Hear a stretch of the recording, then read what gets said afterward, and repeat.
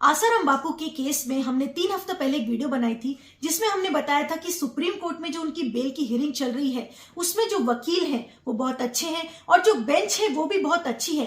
तो अगर ऐसा ही रहा तो हो सकता है पॉजिटिव रिजल्ट आए, और वो पॉजिटिव रिजल्ट आज आ गया है। आसाराम बापू को 12 साल के बाद पहली बार बेल मिल गई है। उनको इंटरिम बेल दी है ऑनरेबल सुप्रीम कोर्ट ने 31 मार्च 2025 तक। ये एक मेडिकल बेल है जो उनको मेडिकल ग्राउंड्स पर बेल मिली है। और कुछ 9 महीने पहले हमने जो बात कही थी अपनी वीडियो में कि मेडिकल बेल पर जरूरी नहीं कि ऑफेंसेस क्या है, मेरिट्स क्या है केस के, वो ना भी देखा जाए तो मेडिकल बेल के तो ग्राउंड्स आसाराम बापू के केस में पूरी तरह बनते हैं। और न्याय ने ये नहीं देखना चाहिए कि उनके सामने कौन है, कौन खड़ा है, ये नहीं देखना चाहिए। और आज यही बात ऑनरेबल जस्टिस सुंदरेश ने अपने इस जजमेंट में जो आज उन्होंने ऑर्डर किया है, उन्होंने उस न्याय को बरकरार रखा। उन्होंने न्याय को, जस्टिस को ऊपर रखा और व्यक्ति विशेष को ऊपर नहीं रखा।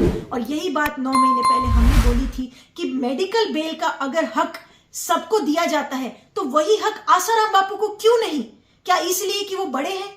ये चीज नहीं देखी जानी चाहिए कि कौन बड़ा है, कौन छोटा है, कौन किस पद पर है, किसके पास कितने फॉलोअर्स हैं। ये सब बातें न्याय ने नहीं देखना चाहिए। न्यायाधीश वो होता है जो न्याय को ऊपर रखे, व्यक्ति को ऊपर ना रखे। और आज वही हुआ इस हियरिंग में कि सरकार की तरफ से ये सारी दलीलें दी गई।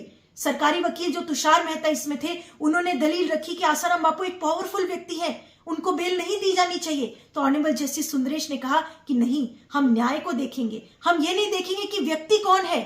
फिर सरकारी वकील ने कहा कि उनके फॉलोअर्स बहुत हैं, लेकिन ऑनरेबल जस्टिस सुंदरेश ने कहा उनकी उम्र देखो, उनकी उम्र 86 साल है। फिर सरकारी वकील तुषार मेहता ने कहा कि उनके पास पैसा बहुत है, बहुत फाइनेंशियली स्ट्रांग है वो। ऑनरेबल जस्टिस सुंदरेश ने कहा उनकी सिचुएशन देखो, उनकी मेडिकल कंडीशन देखो कि वो कितने क्रिटिकल हैं।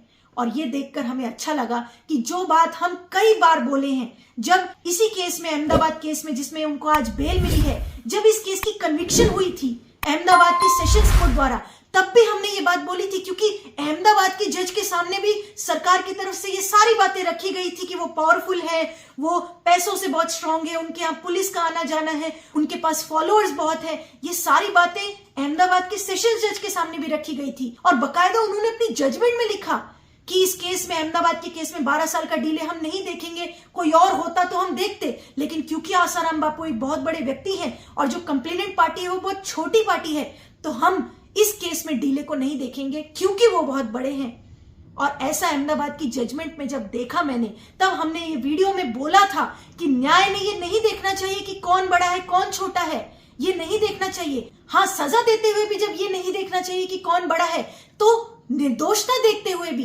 बेल देते हुए भी ये नहीं देखना चाहिए कि कौन बड़ा है, कौन छोटा है। इक्वालिटी दोनों तरफ से होनी चाहिए। उस समय हमने एक डिटेल्ड वीडियो के माध्यम से अपने चैनल पर ये बात उठाई थी। क्या होगा जब इस देश के न्यायालय सामने वाले के पद और पोजीशन को देखते हुए फैसला देने लगेंगे? क्योंकि हमारा संविधान तो कहता है इक्वालिटी बिफोर लॉ, यानी कानून के लिए सब इक्वल है। कानून का एप्लीकेशन सबके साथ समानता से होना चाहिए। और कोर्ट ने ये नहीं देखना है कि सामने वाला कौन है, बल्कि ये देखना है कि सामने वाले ने क्या किया है। लेकिन आज मैं आपको एक ऐसे केस के बारे में बताने वाली हूं जिसमें एक कोर्ट ने, हमारे देश के एक कोर्ट ने ऐसी जजमेंट पास की है जिसमें उन्होंने सामने वाले के पद और पोजीशन को देखते हुए अपनी जजमेंट का आधार बनाया है। और वही बात आज ऑनरेबल सुप्रीम कोर्ट में उठी और मुझे देखकर ये बहुत अच्छा लगा कि हमारे देश के सुप्रीम कोर्ट के न्यायाधीश ऑनरेबल जस्टिस सुंदरेश ने उसी बात को आज ऊपर रखा, न्याय को ऊपर रखा, जस्टिस को ऊपर रखा, व्यक्ति विशेष को ऊपर नहीं रखा। और ऑनरेबल जस्टिस सुंदरेश ने एक और बात बोली कि अगर आज हम इनको मेडिकल बेल नहीं देते हैं तो कहीं ऐसा ना हो कि जेल में ही इनकी मृत्यु हो जाए, यानी ये क्या पता ये न्याय देख ही ना पाए। और अगर हमने देरी कर दी तो ऐसा ना हो कि इनकी आखिरी सांस ही जेल में बीत जाए। तो ये बात भी 9 महीने पहले जब हमने एक मेडिकल बेल पर, आसाराम बापू के मेडिकल बेल पर हमने वीडियो बनाई थी, उसमें भी हमने एक घटना बताई थी मुंबई कोर्ट की। मुंबई में भी ऐसा एक केस हुआ था जिसमें एक व्यक्ति को बेल मिलनी थी, लेकिन मेडिकल बेल की देरी की वजह से जब तक वो बेल का ऑर्डर उनको मिला तब तक उनकी मौत हो गई। वो नहीं देख पाए जेल की बाहर की दुनिया, वो नहीं ट्रीटमेंट करा पाए क्योंकि देरी हो गई मेडिकल बेल मिलने में। और इसी तरह का same example honourable justice Sundaresh ने बोला। उन्होंने कहा मैं मद्रास हाईकोर्ट में था और उस समय उनको ये केस ध्यान आया कि मद्रास हाईकोर्ट में रहते हुए एक व्यक्ति की मेडिकल बेल थी जो कि रिजेक्ट हो गई थी। बाद में 2 हफ्ते की पैरोल मिली थी उस व्यक्ति को, लेकिन जब तक पैरोल का ऑर्डर पहुंचता इतनी देरी हो चुकी थी कि वो व्यक्ति मर गया था। तो वही बात ऑनरेबल जस्टिस सुंदरेश ने रिपीट करी जो बात हमने 9 महीने पहले मेडिकल बेल की वीडियो में बोली थी। वो आप देखो, वो केस हमने यहाँ पर डिटेल में बताया था। 9th पॉइंट तो मैं आपको ऐसा बताती हूँ। मुंबई का एक केस है जिसमें एक सीनियर सिटीजन ने मेडिकल ग्राउंड्स पे बेल मांगी, इंटरिम बेल मांगी थी कि उनकी कंडीशन बहुत ज्यादा सीवियर है और इस वजह से उनको इंटरिम बेल मिलनी चाहिए। मुंबई कोर्ट में हियरिंग चल रही थी कि मेडिकल बेल पे देना चाहिए, छोड़ना चाहिए या नहीं छोड़ना चाहिए। जब तक मुंबई कोर्ट ने उनको बेल दी तब तक उनकी जान भी चली गई।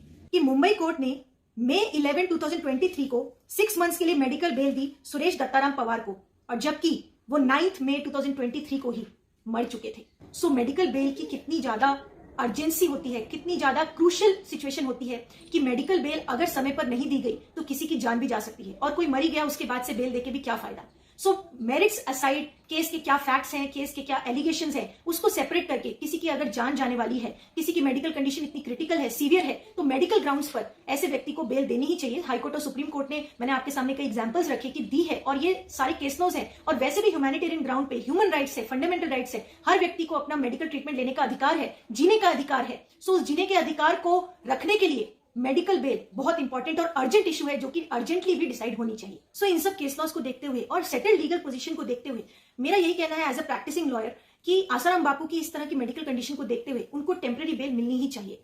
तो मुझे आज अच्छा लगा कि जो बात हमने अहमदाबाद के केस में जब कन्विक्शन हुई थी आसाराम बापू की, तो जो बात उस समय हमने बोली थी कि ये नहीं देखना न्याय की देवी ने कि कौन सामने है, कौन बड़ा है, कौन छोटा है, और फिर रिपीट हमने मेडिकल बेल की वीडियो में करी थी, वही बात आज हमारे देश के सुप्रीम कोर्ट के न्यायाधीश ऑनरेबल जस्टिस सुंदरेश ने उस बात को बरकरार रखा, उस न्याय को ऊपर रखा और व्यक्ति विशेष को नीचे रखा।